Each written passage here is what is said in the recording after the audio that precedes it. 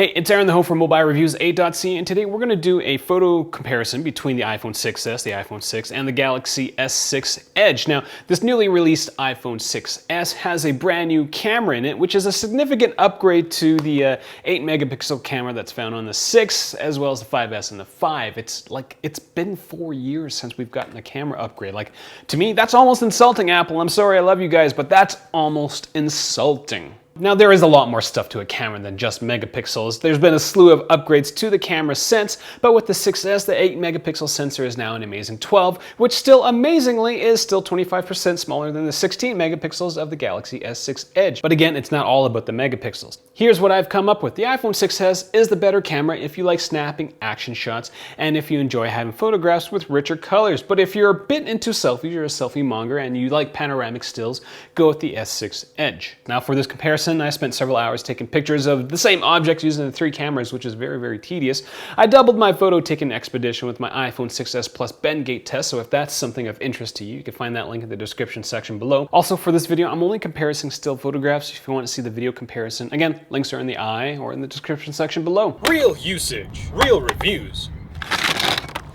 Mobile reviews A.ca. And mobile reviews A.ca, we base everything we do on actual usage. So you're not going to find any sort of marketing fluff in our videos, and you're not going to find me spewing off technical specs that most of us probably don't understand. I really focus on stuff that kind of matters to the normal human being like I am, taking photographs on a normal basis. So let's get started. This is going to be in 2 parts. The first part is going to be a comparison between the iPhone 6 and the 6S, which will be shorter, and a longer comparison between the 6S and the S6 Edge. Those are so many abbreviations of the words S's and 6s. Now, I do have to say that all the photographs that I took were using the out-of-the-box apps. There are other apps you can really fine-tune your photographs like you would with an SLR or DSLR, not an SLR, a DSLR.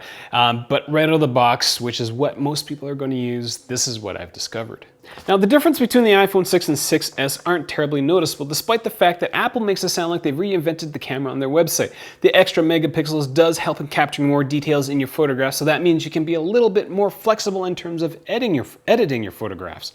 I really didn't notice a difference in terms of color captured between the 2 cameras, which is something important to note when compared to the S6 Edge. Again, the biggest difference is the larger megapixel size. The 6S performs a little better in terms of low light conditions. There's a little less noise in those photographs, but all in all, the 6S's camera isn't earth-shattering, but that's kind of expected because a lot of the fast autofocus stuff they already did in the iPhone 6.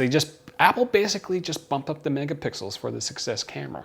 In my opinion anyways. Now, the story for the front-facing camera is a little different. It's a 5 megapixel camera, which is significantly larger than its predecessor, which only had a 1.2 megapixel camera. Now, the last time, 1.2 megapixels is tiny. I remember when I was a kid, and by a kid I mean a teenager back in the early 2000s. Actually, not a teenager, I was already 20 by the time I was in the 2000s, but 1.2 megapixels was a big deal for a point-and-shoot camera. I remember spending $700 on a 3.2 megapixel point-and-shoot camera, and that was the greatest thing on earth. But we've been stuck with 1.2 megapixel front-facing cameras for 4 years again, really insulting. But with the iPhone 6S, it's a 5 megapixel camera that only shoots 720 HD video.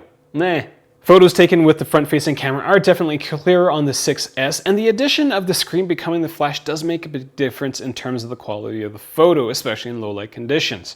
This is a very important feature for the selfie monger who is kind of a loner because, well, I'll explain that in a bit with the S6 Edge. Now, the difference between the iPhone 6S and the Galaxy S6 Edge, this is where things get a little more interesting. Right off the bat, the actual image dimensions are different. The S6 Edge captures more stuff going from left to right, whereas in the photos by the iPhone 6S are taller. Panoramic shots are just so much more epic with the S6 Edge, as you're able to capture more of the panorama.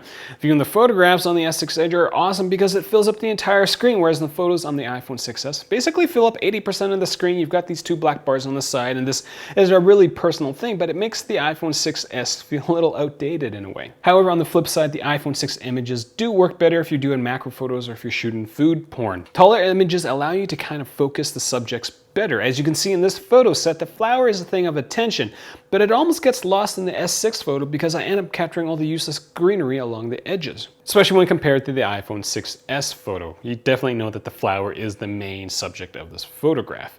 In terms of picture quality, I think that goes to the iPhone 6S despite having less megapixels. The S6 generally captures photos that are a little too overexposed in my opinion, which makes the entire photo seem duller.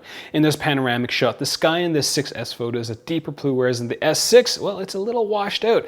Another example is the white flower in this set of photographs. You can definitely see the detail of the white flower in the iPhone 6s photograph, but it's literally a white flower in the S6 photo. I've literally been staring at those photographs for hours upon hours, and the dull, overexposed, slightly warmer photographs captured by the S6 Edge right now seem really off-putting to me. But on the flip side, the overexposed photographs from the Galaxy S6 Edge work better and, well, give you better low light photographs, which is, you know, maybe important. Something to consider, I guess, if you do a lot of clubbing in low light situations. I guess, why would you club in high light situations? Onto the selfie camera, which the 6S does go through a big improvement, as I mentioned earlier, but the Galaxy S6 Edge still comes out on top, solely because of its wider field of view and because it shoots 1080p video. The screen flash on the 6S will make your tiny selfies a little better, but because the overexposure, that kind of doesn't really matter with the Galaxy S6 Edge selfies. So the question you have to ask yourself is, how beautiful do you want to look, and how many friends do you have?